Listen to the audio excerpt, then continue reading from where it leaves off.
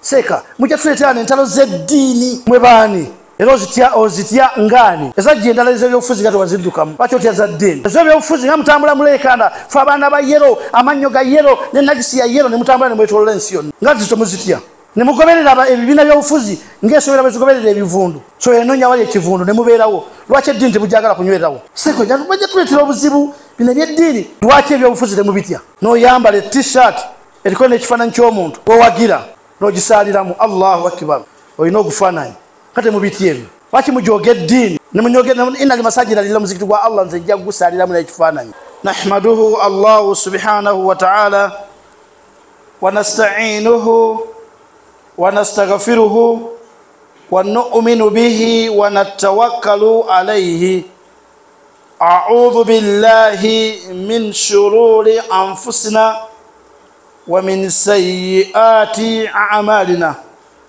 man yahdihi fala mudilla lahu wa man yudlilhu fala hadiya lahu ashhadu an la ilaha illa Allah wahdahu la sharika lahu wa ashhadu anna Muhammadan abduhu wa rasuluhu sallallahu alayhi wa sallam.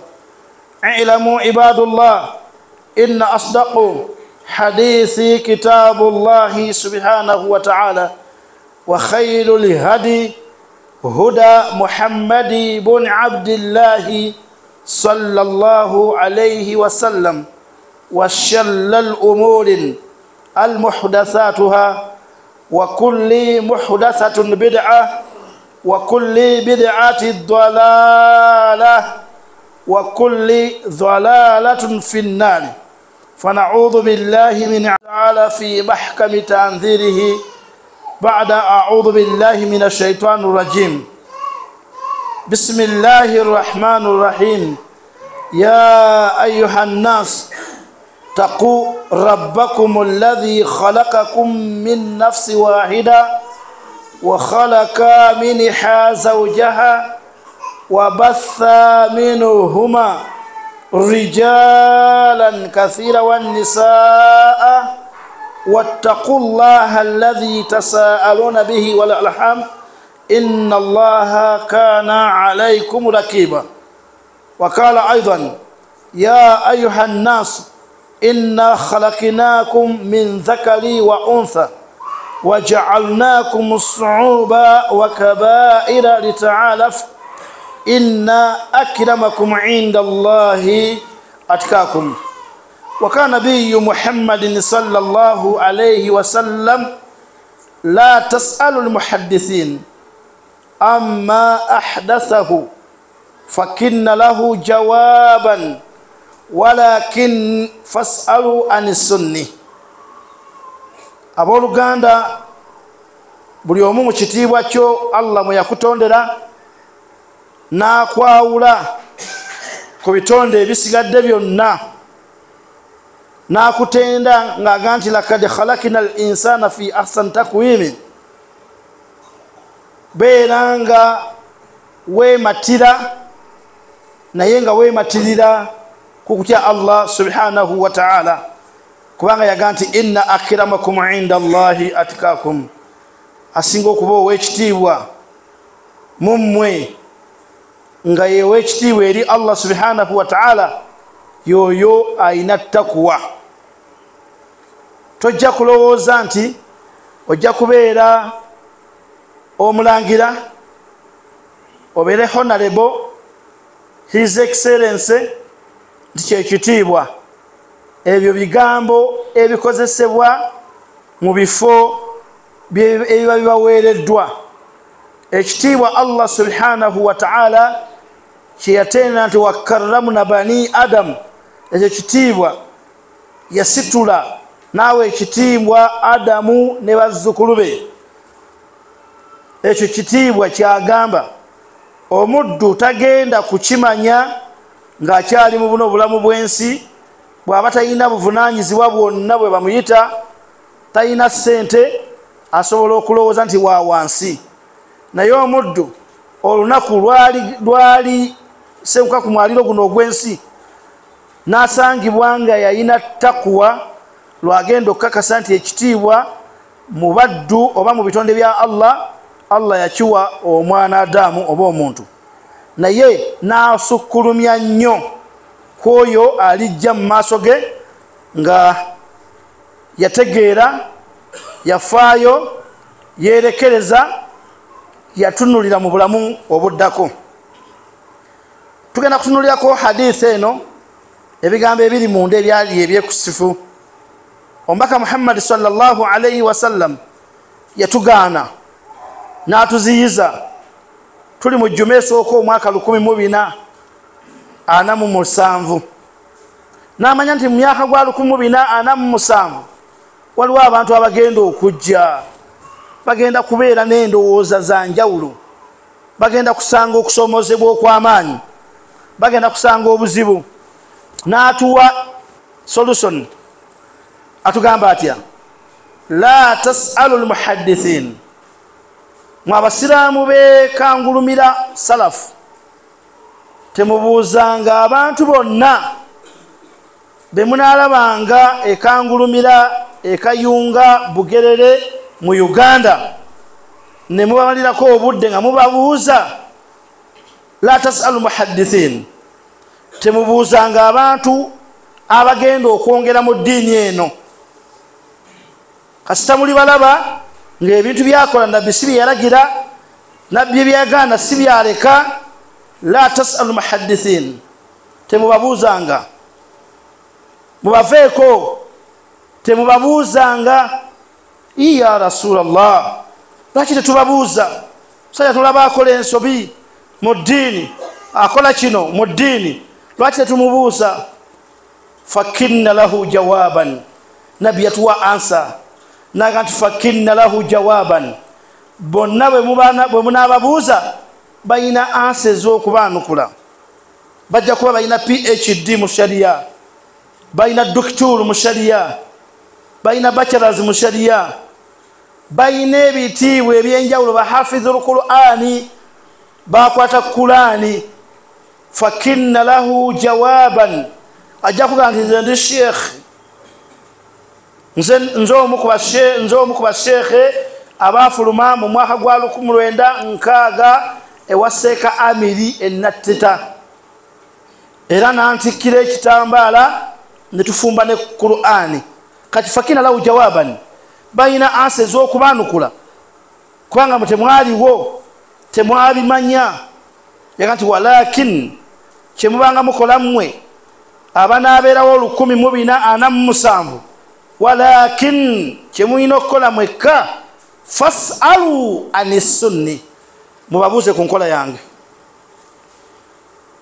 mubabuuze nabbi Muhammad yakola atya ku nsonga eno.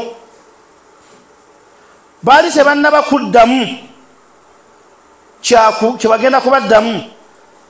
Ekyokulabirako yinza okuga nti ate bwannimba, ayinza okunnimba. Sheekhe ayogera Luwalabu, yasomera Misiri, Azhari, yasomera Riyadhi, yasomera Madina, yasomera Lamu, yasomera Birali, yasomera Nattita, yasomera mu masomero ag'ebbeeyi ag'obuvunaanyizibwa Naggalama. Sajja baasoma. Nabbi n'agamba sallallahu alayhi wasallama nga tebannaba kubaako kye babaddamu, yaga nti man kadhaba alayya mutaammidan, gwe babuuzizza ebikwatako nabbi yakola atya. Man kadhaba alayya mutaammidan, gwe kalitanda n'atulimbisa, yakozesa alayya mutaammida, gwe kalitanda n'atulimbisa, n'alimbisa Allah nange omubaka we ng'akigenderedde kunywezaawo kitiibwa kye, kunywezaawo pulogulaamu ze, kussaawo ye kyayagala, alabise obusiraamu. Gabisa obusiraamu buno tebwakyogerako, bwakyogerako. Gwe noyagala okulabisa obusiraamu gw'ofune favor obeerewo. Man kadhaba alayya mutaammidan, wekalitanda n'atulimbisa ffe ng'agenderedde, fal, eyo faawu yali alagira bulagizi, fal yattabawwa'u maki'adahu ila nnaari, tatawaananga, tamalanga ebiseera bye kyalina okukola kutandika kuteekateeka kifo kye mu muliro lwakulimbisa Allah n'omubaka we Muhammad sallallahu alayhi wa sallam. Waliwo omwami omu tugenda ku musomo gwaffe tuli mu nyanjuliro. Omwami omu bamubuuza, yabuuzibwa nti Qur'ani eyina kyetayogerako, n'agamba Qur'ani buli kimu yakyogerako. Buli kimu yakyogerako nti ye oli yali agiwakanya. N'amugamba njagala onnyinyonnyole nze Qur'ani yanjogerako ki? Omuntu yali abuuzibwa yali mu Asia, yali mu oluyindi oba lu Pakistan wakati awo, ng'erinnya lye lya Luhuludu ng'ayitibwa Cook. N'amubuuza nti gwani? N'amugamba nze Cook. Ono yali asomesa n'ayagala okulaga ono ti Qur'ani buli kimu ekyogera. N'agamba munne nti bikkula Suratul Jumu'ah, n'agibikkula. Oli n'asoma nti watalaquka qaima. N'agamba Qur'ani bwegambye watalaquka qaima, n'olaba Kuuku ng'ayimiridde. Toyimiridde? Sajja n'agamba kituufu nnyo, awo nno Qur'ani kale kanutegedde Qur'ani yogera bingi. Owokubiri n'agamba Qur'ani oyagala kugamba nti eyogera nnyo buli kimu kyonna ekyogerako nti ye. Ono yali annyonnyola n'akozesa hikima. N'amubuuza nti kiki oyagala yogereko? N'amuganze gwolaba ni musajja mufumbi wa migaati, tugeze ni musajja mukubi wa chapati. Njagala ombuulire chapati Qur'ani yayogera nti mu katoni y'eŋŋaano nzijamu chapati mmeka? Omusajja n'agamba nti alhamdulillah bada a'udhu billahi minash shaitani rajim. N'agamba munde bikkula Suratu Anbiya'i. Wekitiibwa Allah subhanahu wa ta'ala yagamba nti fas'alu ahli dhikri in kuntum la ta'lamun. Mubuuze bannannyini kusiika chapati bwe muba temumanyi kukatagana chapati. Sebo tubuuza Qur'ani yatugamba chapati zivaamu mmeka? Onaaseka naga mbadde manyi nti egenda kugamba nti ezimanyi kubanga nange nzijamu zendaba olwaleero n'enkya nzijamu ndala. Mani njagala Qur'ani yogere entuufu naye egambye etya? Fas'alu ahli dhikri. Mubuuzanga bannannyini kumanya kintu, bannannyini kukola kintu ekyo. In kuntum la ta'lamun, bwe mubanga nammwe temukimanyi. Qur'ani bwetyo bwetugamba. Nakkiriza nti mutuufu Qur'ani eyogera mazima. Wano mu Uganda ne wabaawo omusajja omu n'alimbisa Qur'ani. Waliwo myaka gya 8, shekhe soogera linnya lye kubanga y'omu ku basseeka abakulu mu ggwanga. Yali musajja mukulu ng'alina amaanyi ku mulembe gw'Obote. Kati olw'okuba yali ayagala nnyo Dr. Apollo Milton Obote n'ekibiina ekyali mu buyinza UPC ng'ayagala okunyweza yali ku mawuledi. N'agamba nti Qur'ani eno teyina kyetaayogerako, era Qur'ani eno fwano mu Uganda yayogera ku President Obote n'ekibiina kye ekya UPC. Ne bamubuuza nti shekhe yayogera wa? Yakyogera ddi? Yakyogera wa? N'agamba nti ba'da a'udhu billahi minash shaitani rajim. Allah tutegeeza mu Suratul Bakara n'agamba nti wa in kuntum fi raybin mimma nazalna ala abdina fa'atu bi surati min mithlihi. Bemba mina kyemubuusabuusa ku muddu waffe ono Obote, fa'atu bi surati min mithlihi. Mwete ekibiina ekirala kisinga UPC. Sallu ala nabi. N'agamba Allahumma salli wa sallim alayhi. Ekyo yalimbisa Qur'ani.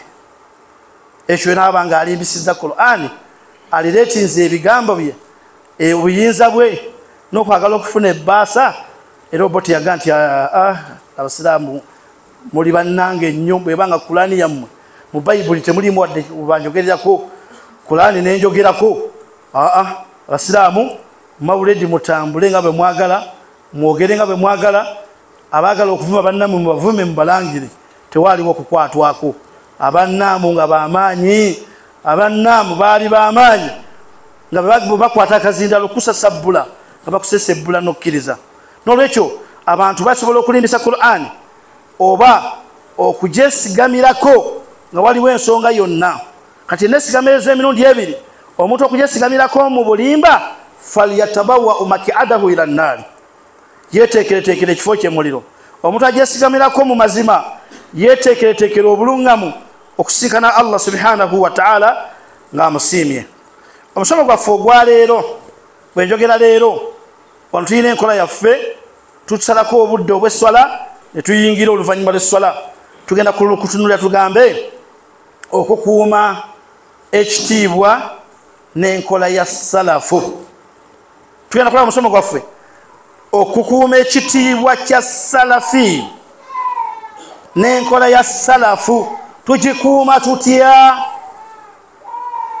Bwebanga eno masijidi salafu okuva mu myaka gya 9 emyaka 35 nga bagiyita masijidi salafu, kiki ekikyagikuumye? Ye bwebanga eyitibwa masijidi salafu abagirimu bakyakuumya ekitiibwa kya salafu. Bano abazaaliddwa oluvannyuma lw'emyaka kati balina emyaka 25 abazaalibwa 2000 bategeera ekyagitumisa masijidi salafu. Abazaaliddwa 2020 balina emyaka 5 taata we ajje naye nga mukwata bakakasa nti eno nayo tutambulira ku salafu. Kale n'omukirisitu ali kukuba wali agamba waliwo akapande masijidi salafu kangulumira weteraawo akitegeera nga bw'aba ayogera ku kigambo salafu masijidi salafu vira mu kapande akaliko masijidi salafu wetera ku edduuka lyaffe linaanidde akapande akaliko masijidi salafu tuli mu maaso g'omuzikiti masijidi salafu oyitira ku masijidi salafu okutuuka ewange ng'akyogera Matayo Kuseini oba Budala oba Ahmada akitegeera. Ezo ebigambo bye tugenda okulaba mu musomo gwaffe guno. Ekisooka al-ilm kasitaka kutanda n'oyingira obusiraamu n'otoola shahadatu an la ilaha illa Allah wahdahu la sharika lahu wa ashhadu anna Muhammadan abduhu wa rasuluhu n'okoma ku bigambo kubyogera oba ku katuuti oba mu muzikiti gwe omukyala mansi imaamu yakutooza shahada n'ofumbirigana n'omusajja wo Hasani Kuseini Budala ebigambo ebyo bye wayogera ne bakweta mu masijidi salafu omwami nagansaalira wano ne mutandika okusaalira wagenda okuyingira obusiraamu wakwata ekikwate nasanga bba wange asaalira ku masijidi salafu n'omwana n'agamba nasanga taata asaalira ku masijidi salafu. Ekyo ekikwate tekisobola kunyweza kitiibwa kya busiraamu okuggyako ng'omukyalo ono asomye n'ategeera amakulu g'ekigambo salafu n'ategeera amakulu g'enkola ya salafu. Kyekitiibwa nekijja okulwawo. Abakyala bakikubiriza abaana baabwe, abaami bakikubiriza bakyala baabwe, abakulu bakubiriza abavubuka, sajja abakulu bakinvinvi bayimirire emimba ne bwata bashekhe abagambe bannange ffe twali tusaalira ku masijidi gundi ffe twajja wano nga tewaliwo masijidi ne tusalawo ne tusaalira wano naye kyatusaza wano okugifuna masijidi salafu twali tunoonya sunna twali tunoonya nkola y'omubaka Muhammad sallallahu alayhi wa sallama. Kale salafu yeetaaga kontite salafu yeetaaga kolite teyeetaaga kontite. Kiki kyategeeza obusalafu enkola ya salafu tegenderera ku bungi bw'abantu egenderera ku mulamwa gw'abantu. Sheikh bin Baz yagamba laisa alhaqu bikathiratin itibai, temubeeranga bwe mubadde ne mweyogerako mu bantu timuli ku mazima olw'obungi bwammwe. Obungi bw'abantu obungi bw'abagoberera ekintu si ge mazima gaakyo naye omulamwa gw'ekintu ge mazima bi annahu alhaqu la haqqaini, olw'okuba nti amazima tegabeera ga mirundi ebiri. Twebuuza salafu eyekangulumira ne salafu ye Saudi Arabia ne salafu ya Afghanistan bifaanagana? Bwe biba tebifaanagana asalafiyu ab'omu Afghanistan ngetegeera gye bategeera si ye ntegeera ya salafu abekangulumira oba Saudi Arabia oba China. Alhaqu la haqqaini, amazima tegabeera ga mirundi ebiri. Kummwe kubeerako omukyamu omu oba mwenna okubanga muli bakyamu kasita mulabanga mwawukanamu omusalafu w'ekangulumira ategeera atya omusalafu wa Afghanistan ategeera atya omusalafu w'e China ategeera atya owe Uganda ategeera atya kasita twawukana mu ntegeera ne mu nkola y'ebintu mu nkola si mu ntegeera eno eya bulijjo wabula mu ntegeera ku sunna kitegeeza ti amazima siga mirundi ebiri waliwo omufu omukyamu waliwo okubanga kuliko omutuufu omu oba ffenna okubanga twayogera bwogezi kigambo ne tutagoberera lwaki twagaana okukisoma twagaana okukitegeera tetumanyi ingredients eziri mu kigambo salafu ingredients tuzize mu Luganda tetumanyi birungo bikola salafu Allah kugamba nti kati oli ku salafiyo ogoberera nkola y'abakulembera ogoberera nkola y'abasooka waliwo ebirungo byotekeddwa okulunga mu nkola yo nga bimakinga n'enkola entuufu ejibwa mu Qur'ani ne hadith z'omubaka Muhammad sallallahu alayhi wa sallam tetukola kinyumu tetukola sirinnya nti salafu lyafuka linnya lya muzikiti sirinnya lya muzikiti salafu sirinnya lya kyalo salafu si kikwegamba si kikubyo kibakubiza ku muntu salafu eba nkola eba ntegeera eba ngoberera entuufu egoberera ddala okujja ku kikolo eky'obusiraamu ekiva mu Qur'an nga Allah subhanahu wa ta'ala yagitemamu emiteeko esatu Qur'an yagiteekamu tawhid gwe muteeko ogusooka ng'olina tawhid ey'abaasooka ba Ibulahimu bategeera batya tawhid nzibu nnyo Nuhu yakowoola abantu okudda eri tawhid okutegeera tawhid emyaka 905 kati gwe bakoowoledde emyaka emeka okutegeera Allah okumwawula Nuhu yakowoola abantu emyaka 905 yatandika okukowoola nga mukyala wa muyina teyagitegeera Allah natukanoga nti wadhalaba Allahu mathalan lilladhina kafaru mulaati Nuhi tulota tawhidi ya nyangu nnyo nga ashhadu an la ilaha illallah ashhadu anna Muhammadur rasulullah bw'otegedde tawhidi nedda my friend tawhidi okuyingira mu mutima gw'omuntu neguwamba nejjamu obushiriku tawhidi nejja obushiriku mu mutima gw'omuntu si kyangu nga bw'okirowooza abantu ba Nuhu okubajjamu wadda yauqa yaguutha nasira okubajja mu mitima kyatwala ebbanga lya myaka 905 omuganda omujjamu kalondozi kiwanuka mukasa dungu mulengera musoke okumumujja mu mutima kitwala ebbanga omuganda omujjamu obuwangwa okumugamba nti todduka nnyazaalawo akuzaalira mukyalawo kitwala ebbanga omuganda sezaala okumugamba nti kwata mu ngalo za mukamwanawo kitwala ebbanga ate nakwata mu ngalo z'omukazi gwatamanyi so nga Allah yamukkiriza kukwata mu ngalo za mukamwana naye nakwata mu ngalo za kasitoma Allah yamukkiriza kwogera mukamwana namuziyiza okwogera ne kasitoma yenna akugulako amatooka akugulako ebintu nga mukazi si mukyalawo eyo gye bayita salafu otunda amatooke omukyala si mukazi wo azze okugula amatooke agakaveera kasitoma obutooke nyongerako eminwe 2 nti antunda 8 10 nti tufusiganyi kale kankongereko ogumu ne mubeerawo ne mubagayininga ekyo nabbi takikugambangako Allah takiragambangako nti omusajja yogera n'omukazi mubagayininge nga mubagayiningira mu katale paka okutuuka kunzikiriziganya tekiriiwo naye kati gw'okikola ate otya okwogera ne mukamwanawo otya okwogera ne nazaalawo babiri toyogera nabo nazaala akuzaalirwa maama we akuzaalirwa omukyala ye mukyala gw'olina okwogera naye n'omugwako ne mu kifuba tokikkiriza kasitoma gw'okwata mu ngalo nazaala gw'olina okukwata mu ngalo mu busiraamu kasitoma omukwata mu ngalo mukamwana tomukwata mu ngalo okitya ojja kukusamanya ojja kulwala obuko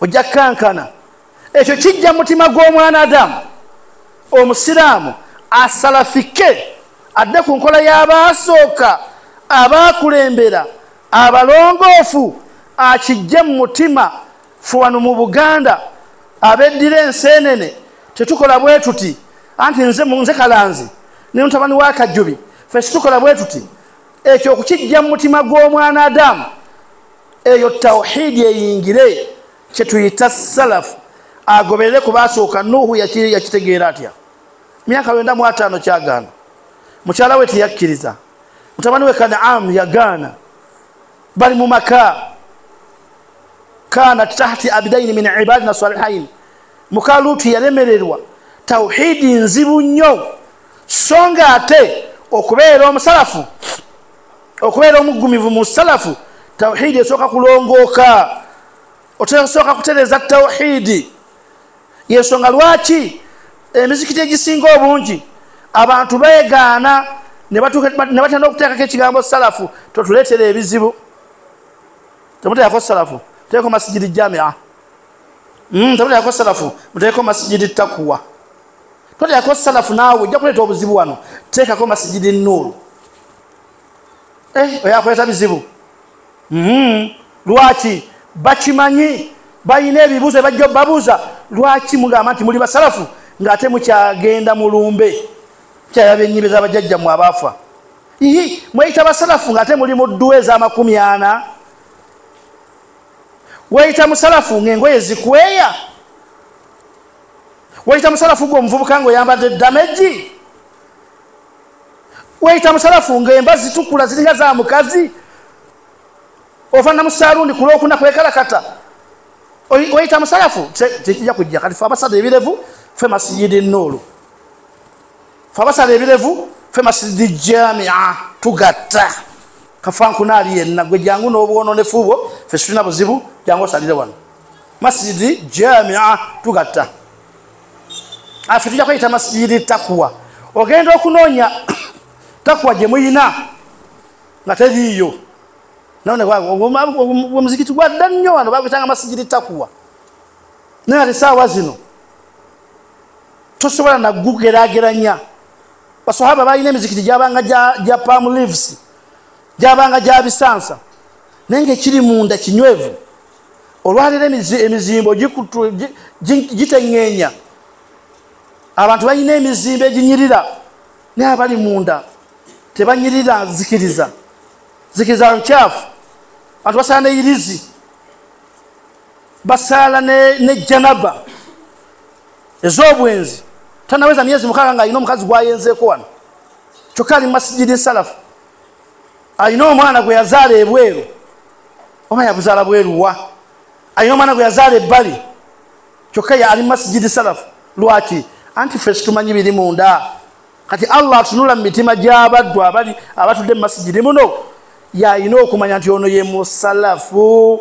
ono yali ku nkola entuufu naye ono okubikola ku ssimu ye erimu sex erimu ebifaananyi bya sexi sajja beegata n'abakazi tabamanyi nako tabalabanga babamusindikira ali awo ya downloadinga movies sexual movies muvubuka muwulu mbwayiga bukodyo kiro saawa 5 abantu bali mu kusaala ayiga bukodyo webuzo obukodyo bwayiga atabukozesezaawa wamala okuyiga obukodyo n'akyamuka n'alumba tomunyumiza yaba yalabye akakodyo alina okukola practicals awo n'atandikira awo obwononefu ne taata we musalafu olusi taata we ekyokulabirako kangereze ku kino nga taata we yasaaza ku muzikiti gwa salafu oba taata we yayazina ku muzikiti gwa salafu naye nga ye ekira alina essimu tekwatibwako muntu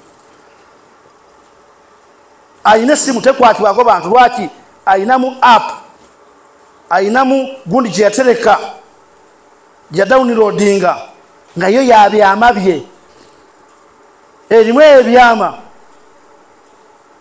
nga emala mugwako ne mugyekebejja nga ate n'okutya okugigamba nti yange lwaki muyina ebyama bye mwalabye simulali tuginoonya tutategedde nannyiniyo netulwanyisa netujja mu password netugizuula nga ya Muhammad Kalanzi essimu yo yino yazuuliddwa oluvannyuma lw'okugikebera netutuula kuba twali tetumanyi nannyiniyo teyabaddeko ate tunaga nti yaani ne Muhammad Kalanzi kannaga nti mwagizudde nti ye nemujja mu password nti ye astaghfirullah taga jikuda mujikwata lwaki yakwekudde ebyama mulimu ennyimba ez'obuseegu mulimu ebikolo ebyobuseegu oyo tasobola kuweesa kitiibwa kya salafu tasobola kukuuma kitiibwa kya salafu lwaki teyabisoma omusalafu alina kuba atya omusalafu alina kweyisa atya omusalafu awangaala atya omusalafu ayambala atya omusalafu emirimu gyagikola atya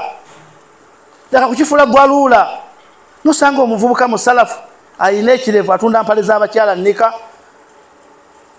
wajjawo entegeragana n'abakyala okumanya ebiwato byabwe sayizi osobola okutegeera nti kati eno etuuka nyaba eno ejja kutuuka tofaayo oli mu extra large kati oli mu medium laaga oliwa gwe omusajja wajjawo enkolagana mu bitundibwa nosalawo kutunda underparts z'abakyala oba minika z'abakyala era otunda bulungi nnyo gwe omusajja omusalafu wajjawo enkolagana esiiga cutex ku bigere by'abakyala ne ku ngalo z'abakyala nga Nabi Muhammad sallallahu alaihi wasallam yaleka alambidde eno ti omusajja mummwe babanga anoonya omukyala n'amala okutegeera famire gyagenda okuwasaamu n'amala okutegeera ebikwatagana n'omukyala tannamulabako bwafunanga chance nga waliwo dhi mahalum waliwo amuzira bamuletedde ke katundu akadiriza akasembayo mu kusiima osobola kutegeera famire osobola kutegeera ggwanga lyozaalamu lyogenda okuwasaamu oba olulyo byonna ng'obitegedde ekisookerwako kyoyagala bakulage ogamba nga omukyala n'akulaga engalo ze nabbizi kyekitendo kyokka kyatalikirako omukyala akulaganga ngalo ze bw'otunulanga ku ngalo ze n'ozisiima ddamu omusabe akulaga ebigere bye n'agamba singa ali omu mummwe aliraba omukyala engalo n'azisiima ziri presentinga ekitundu kye ekyawaggulu obulungi bw'alina ate singa asiima ebigere ziri ebigere bijja kupresentinga oba kulipresentinga ekitundu kye kino ekyawansi kati ate gwe by'obusiiga oli awo oli musalafu nnyo n'obulevu bwo oli w'amaanyi nnyo pale ziri waggulu osiiga njala z'abakyala osiiga ngalo z'abakyala oli musalafu omukyala musalafu ayambadde ayambala nikaabu oba yandiyagadde okwambala nikaabu naye asiiga emimwa asiigako lipstick emyufu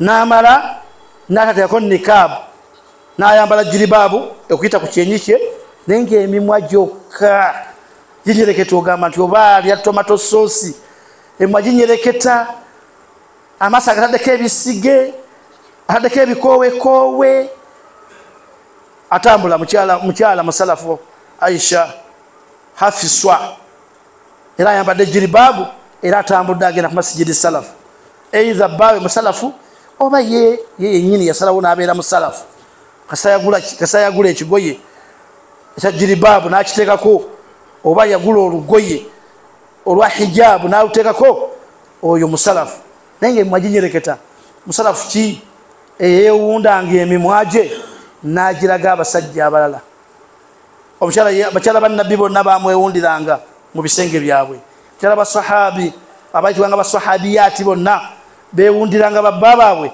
mu bisenge byabwe naye gwe weesiiga n'otambula mu katale noweesiiga emimwa n'oginyerekesa n'ogenda mu katale n'olumba n'okola wenna bw'oyogera emimwa ginyereketa oli ku mobile money bw'oyogera ne bakasitoma bweweekomba ennyindo wagiwummudde enjala wazisiize omukono guliko njala myufu ebigere ziriko bulaaka omukono ogumu guliko green mala guliko pinki oba muntu yakika kyoyo kale tabeera muntu eba shaitanaati n'olwekyo kiki kye tutunulira ennyo kasita tetusome kigambo n'abukulu bwa salafu tetujja kubeera ku nkola ya salafu naye tunasalira mu muzikiti gwa masjidi salafu emyaka 2 nga tusomye bigendererwa bya salafu tujja kula tuyingire salafu ng'ebirevu biddugavu bikyuka okubeera ebyeru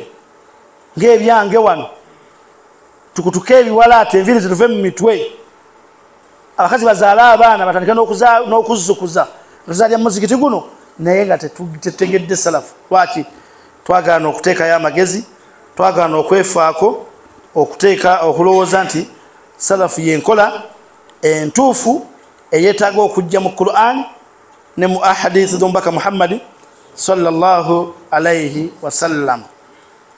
Nolwekyo akatundu aka akasooka nkubiriza omwoyo gwange nejjammwe buli awulira nga ayina akakwate ku salafiyu ku nkola y'abantu kulembera abalongoofu tula wansi obisome obitegeere leka kubyesooka tebijja kuyamba.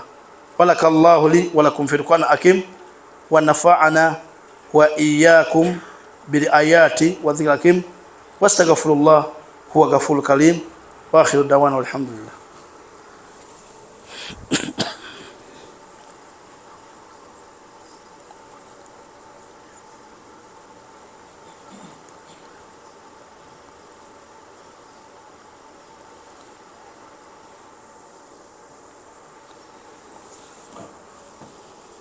الحمد لله رب العالمين والأكبة للمتقين ولا عدوان إلا على الظالمين والصلاة والسلام على أشرف الأنبياء والمرسلين محمد بن عبد الله نبي الأمي لا نبي بعده.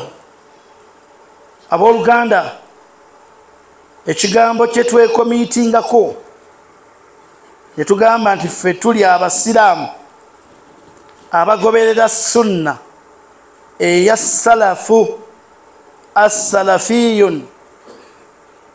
Kasita twekomitinga ekigambo ekyo twali tutegeeza tuli abasiraamu abatava ku mazima, abatagoberera kwagala kwa mitima gyabwe, abatagoberera kwagala kwa mitima gy'abannaffe, abatayambako bannaffe mu kwonoona n'okutabangula eddiini eno. Ebisigadde bitabangule, famire zammwe muzitabangule, muyombe mulwane, totabangula eddiini y'obusiraamu n'ogikolamu n'oteekamu ekikolwa ekyekivve ekitaayigirizibwa omubaka Muhammad sallallahu alayhi wasallam anti kyangu nnyo okukanya n'abafamire yammwe. Ze Muhammad Kalanzi bwe ndi enseenene ne bangoba mu kika ky'enseenene ne baŋŋamba nti Kalanzi yalidde enseenene takyali wa nseenene, ndi mwangu nnyo ku myaka gye ndimu okukola ekika ekyange eky'embizzi. Ne ŋŋamba nti nze neddira mbizzi n'abaana bange. Lwaki? Anti abaana abalenzi bennina tutandika mpola ne tukola ekika, tukola ekika ekirala. Ne ŋŋamba abaana bange, abaana omwana n'omujjwa, omanya abaana mwenna n'abazzukulu, ffe ekika kyaffe tuli ba mbizzi.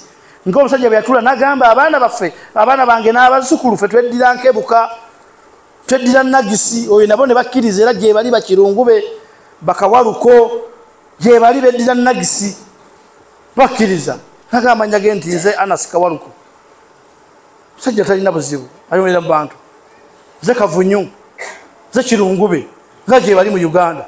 Nange ne ŋŋamba ne nnoonya amannya g'abeddira embizzi nga g'abasiraamu gokka. Nze Muhammad Sayyid Abdallah, tweddira mbizzi. Oyo mwana wange mutumya Osmani Abdulrahman Abubakari, gemanya g'ab'embizzi. Saagala kuteekako lya Kalanzi, saagala kuteekako lya Kajubi. Mungoye mu kika kyammwe kandi enseenene. Pasa n'omukazi yenna Kalanzi, mutuviireko ddala. Ebyo byangu, naye kyotazanyirangako ye sunna. Kasita Allah subhanahu wa ta'ala akozesa ekigambo nti la'ana Allahu al-muhditha, yakolimira Allah, yagoba mu kusaasira kwe omuntu ava ku sunna. La'ana Allahu al-muhditha, yakolimira Allah omuntu ava ku sunna. Wama hawa al-muhditha, n'oyo ayambye kwoyo okuva ku sunna n'apromotinga. Omuntu yenna azuula mu ddiini n'ava ku sunna, Allah yamukolimira. Tagama nti Allah yakolimira Kalanzi ali enseenene, Bwanika ali omutima, Nyanza ali embogo, Nsubuga ali emmamba, tekiriyo. La'ana Allahu al-muhditha wama hawa al-muhditha, Allah yakolimira omuntu yenna azuula mu ddiini n'ayongera mu ddiini. Nabbi kyavuga la tasal muhaddithin, tembabuuzanga abazuula mu ddiini. Fakina lahu jawaban, balina ebyokubaanukula bingi, balina ansa nnyingi. Walakin fasalu an sunni, mubabuuzanga ku sunna yange teriyo kiremye bantu kiremeseza abantu kutambula mu ddiini eno kunywera mu ddiini nga sunna abantu muli mu kubulubuuta kyova olabanga ebintu ebigambo bye babagamba ku jjuma tebiyingira mu mitwe mukuŋŋaana bangi kwasiri ne mukendeera mukuŋŋaana bangi ku jjuma magalibi ne mubula lwaki emitwe egitali mu sunna tegisobola kunyweza ddiini emitima egitali mu sunna tegisobola kubeera ku ddiini kasita sunna esenguka ebiddirira buba bukafiiri bubeera bushiriku bubeera bwonoonefu ziba bidaati ofuka mu butadia kati kitegeeza eddiini yo tesobola kubeera ng'eri genuine nobeera musiraamu eyeebuuzibwako kasita obeera nga wasuula sunna intentionally deliberately noga nti ebirevu sijja kuba nabyo. I'm supposed to be smart.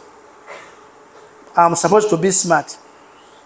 Ezo enkanzu enkutule bwezito ekanzu ey'obuvunaanyizibwa ogisale ogende ku buko n'ekanzu efaanana bwetyo no nagenda na kanzu ya muleera wakiri mbeera omuleera naye nga sigenze ng'omusiraamu nja kuteekako ekkooti musiraamu atya okutuuka ku buko ng'anekedde lwaki anti gyalaze wa Pawulo yagenda ewa Pawulo neyeegombayo resite kati resite abagamba taata ngenda kubaleetera omusajja naye musiraamu ewaabwe basiraamu nange namugambye sigenda kubeera musiraamu nga tonnaba kumpoowa kunzija waffe kataata ennaku z'omwezi 40 omwezi ogwa 37 musajja ajja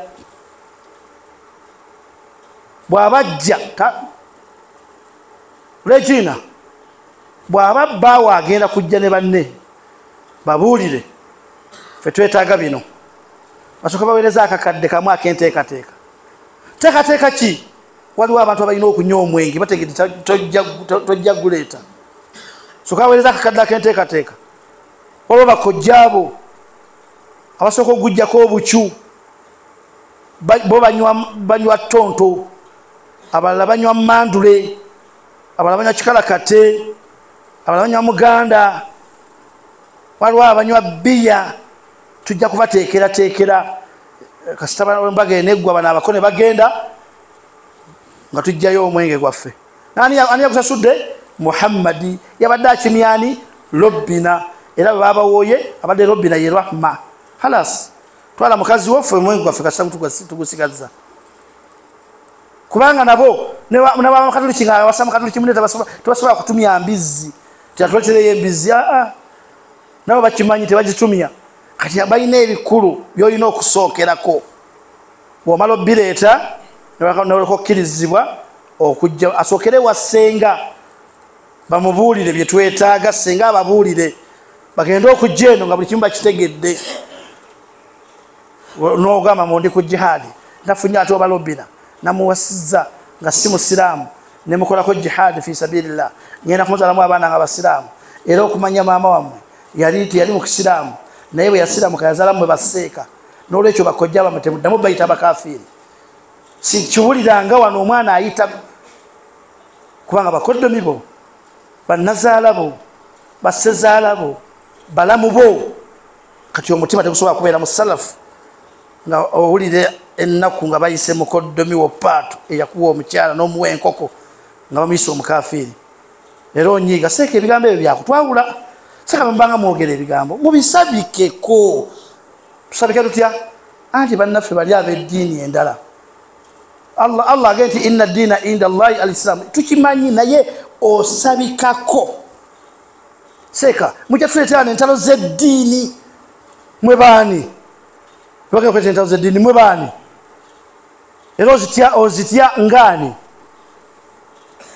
ezajja endala ez'ebyobufuzi nga tewaziddukamu lwaki otya za ddiini ez'ebyobufuzi nga mutambula muleekanda fe abaana ba yero amannyo ga yero n'enagisi ya yero ne mutambula ne mwetolola ensi yonna nga zito muzitya ne mugoberera ebibina by'obufuzi ng'esobera bezigoberera ebivundu so enonya wali ekivundu ne mubeerawo lwaki eddiini tebujagala kunywerawo seko bajja tuleetera obuzibu bino by'eddiini lwaki ebyobufuzi temubitya n'oyambala t-shirt eriko n'ekifaananyi ky'omuntu gwowagira naye ng'erinnya eririko si ya kisiraamu n'ogisaaliramu allahu akibar olina ogufaananyi kate mubitya ebyo lwaki mujooga eddiini inna limasajida lillah muzikiti gwa Allah nze njja kugusaliramu n'ekifaananyi wacha mambo zako wote nnyo noteekera essaati naye nga munda mulimu ka t-shirt simanyi kala yaako gogimanyi kala yaako gyoyambadde n'ekifaananyi kiriko sikimanyi lwaki mujooga Allah ne mutya okujooga ebitonde lwaki musala ensalo za Allah ne mutya okusala ensalo z'abantu yayo n'olukuŋŋaata wategedde olukuŋŋaana lwetuliko leka kwambala saati eyo tugenda kusisinkana tumanyi olukuŋŋaana olwatuyisiza wano waliwo omukulu omu eyabayise abasiraamu mwina bye mwagalayo seminti kuzimba toyireti kati ono omusiraamu aleesa akasaati akawukana n'omukulu abakyalidde gwe mwagalamu seminti totuleetera bizibu linde ojja kugenda ku mukolo gwammwe naffe wano otulaba tetuliko naye tumwagalamu just ebyo nga mubikola lwaki omuntu oba omwagalamu hidaaya tokozesa obukodyo bwonna asobole okutegeera eddiini basiraamu mudde engulu maliza kutuba yange nga ndabula omwoyo gwange n'ejyammwe osoma kukyali munene tujja gusoma baada sala naye ndabula omwoyo gwange n'ejjammwe bwoba oyanga toyagala busiraamu leka kubuzanyiramu kanisa gyeziri kereziya gyeziri amasabo gyegali lekeraawo okubuzaabuza obusiraamu yukhadiuna Allah walladhina amanu oli musiraamu yirizi tezikuva mu kiwato oli musiraamu omala ebyewammwe otereza ebyewammwe oli musiraamu owakanya obusiraamu bye bugamba alladhina yudahiruna islamahum wa yubtinuna alkufra washiriki waliwo abasiraamu nga boolesa obusiraamu bwabwe ne bakweka obukafiiri balina annifaq izharu lislami kwe kuwolesa obusiraamu wa yubtinuna alkufra muzungu agiyita hypocrisy. Being hypocrite is a person who pretends to be a believer. In the reality, he is not a believer. Hypocrisy means to pretend. It pretends to be believing. In the reality, you are not believing. Hypocrisy. To hypocrisy bili. Hypocrisy in belief. Na hypocrisy in deeds and action. Kategoria. Waina nifaku itikadi. Owakanya nabi agamba atya nti mantala kasawati fakadi kafala subu inaye mbandi dembizi ebajita nifaku al itikadi nabi aganti mantala kasala omuntu waleke sola ya fajiri era kabiri fakadi kafala tekisoboka mandi dembizi seka ndamu mujja abantu mbusiramu nabi agamba omuntu waleke sola yonna nga agenderedde mu kafiri nti nedda mandi dembizi seka nsobola okubeerawo nga sisala nenga nsinga asala nali ekigamba seka mbogere kompola ojja kugenda okutuuka mu maaso ga Allah nga abasajja abo baatuyitako dda abaki abalokole sajja abo basajja balina eddiini yaakhe balina eddiini yaabwe omuntu gwalise omukafiri omuntu atasabirako ddala tagenda mu muzikiti tagenda mu kanisa naye abasajja boolaba balina eddiini n'owulira nga ayogera agamba abantu anywezaawo Allah kyeyajjawo lakum dinukum waliya ddin inna ddina inda Allah al-islam guga nti nedda balina eddiini Allah biveeko nno biviireko ddala abana abantu balina eddiini zaabwe ogamba otya nti eddiini ebaliwo maaso go busiraamu tomanyi nti wali abakatuliki tokimanyi ekyo Allah kitegeeza nti oba oyimiridde wakati obawolereza oyinza kyogamba nti tebalina ddiini gwe Allah Osoto kanti abakatoliki balina dini, okulisa tebalina dini. Balina dini ya ba Seventh Day bagende kompola. Kati obo wakanya ne Allah subhanahu wa ta'ala. Wa may yabtaghi ghayra al-islam dina falan yuqbalu minhu wa huwa fil akhirati minal khasirin. Seka wadogama ti alijana obusilamu ngase oyinza okutuuka oyinza okulanga abasilamu baba Allah abocheza ngasajja bali aba wadejjana. Okyalina nzikiriza fanagana bweto mbatankane. Ti Allah tiyategeera bagenda kuwajjana. Gwo bategeere nnyo. Mulekerawo okwetololera mu busiramu. Okubugiriza abasiramu nga mwe muva mu busiramu. Maliriza mulekerawo okwetolola n'abasiramu ne mubugiriza abasiramu nga mwe mukimanyi nti mubuvaamu. Obusiramu it's not a personal property. Inna ad-dina 'inda Allahi al-Islam. Dini ya Allah. Al-yawma akmaltu lakum dinakum wa atmamtu alaykum ni'mati wa raditu lakum al-islam ad-dina. Ebyo Allah yabyogera kakasa yebwe naku kinana mu binna byafe. Wabulange wali wabule naku kinana mu biri. Hijjatul wida. Nabi yawanga emyezi 2 ne weeks 3. Ngavude mu hijjatul wida nava munsi. No naku yalabuza ina kukinana mu biri. Naganti al-yawma akmaltu lakum dinakum wa atmamtu alaykum ni'mati wa raditu lakum al-islam ad-dina. Yalabuza ina kumwenda 7 days week emune naku biri. Nagaba Jibril kile once. Twala aya eyakakaaga 236 Qur'ani ejjule. Kwani baddemu aya kakaaga 235. Twala aya esemba yo mu Qur'ani. Aya kakaaga 236 yebesemba yo kwani bene juzu 30 ebene sura 10:14 aya kakaaga 236 twala aya 36 ngebe naku mwenda. Najja Jibril nagamba mbaka Muhammad sallallahu alayhi wasallam Allah antumye joli nagamba nti wattaqu yawma turja'una fihi ila Allah thumma tuwaffa kullu nafsin ma kasabat wa hum la yuzlamun. Nabi amugamba nti egenda kutuula wa jituze muswatu Bakara aya 288 khalas kiwedde. Allah watu wasazeewo na compilinga Qur'ani ye na maliriza kugamba fatutiya gundi wataku yawma turja'una fihi ila Allah goina byotya byanjawulo na nyotya bwavu bane mutuweye emitwale 2 ha sente naku zino malagazi wayo muzikiti emitwale 2 mutwalo nabade namo 10 lwange wangu otyo kuwayo mutwalo lwaki otyo bwavu kale ne wono obutya nga Allah abukuwandise kajjabu kuwa ate wono obutya no wayo eri Allah ajja kukyusizamu emizikiti yona kyobula banga jote yeyongerako ugo tekuliko siringi okutunula kubwete abasiramu bagana okuwayo ekikulu ntajja kusala wamala okusala iyaka nabulu wa iyaka nasta'in na wayo 105 bizimbe ki bikole ki. Usmani yagula ttaka ne bongerako masjidi Nabawi yagula bi'iru umanazimbu ne bagula oluzi luli Madina myaka 14 mwana mu musango abasiramu banywa. Usman ibn Affan yagula kwogera kuleka wochi ne toilet olimo jigulu ya toilet paper. Silamu amazewa ne emyaka tagulanga toilet paper nakiteka mu toilet. Tagulanga kadomola ka 3 ka 5 nakaita ku muzikiti kafune wuzu. Tagulanga binigina asilamu bifunia mu wuzu. Alina mimama amalo bagamba. Tuina obwetaavu. Wabera wo mutambuze ha. Asilamu tufinye ekizibu wano alhamdulillah tufinye ekizibu. Twetaga ye mitwale 3 ja mutambuze ne basule ebinusu. Kubo botambulo tambulya ku kinusu 5. Wayo sente zomanye zitambuza omuntu. Bamwe mitwalo 10 jingano mutuusa. Mitwale 2. Mukisigade mu kitundu kya mmwe mutudde. Muli wammwe bali okwabwe. Musajja agenda kutambula wadde singi 10.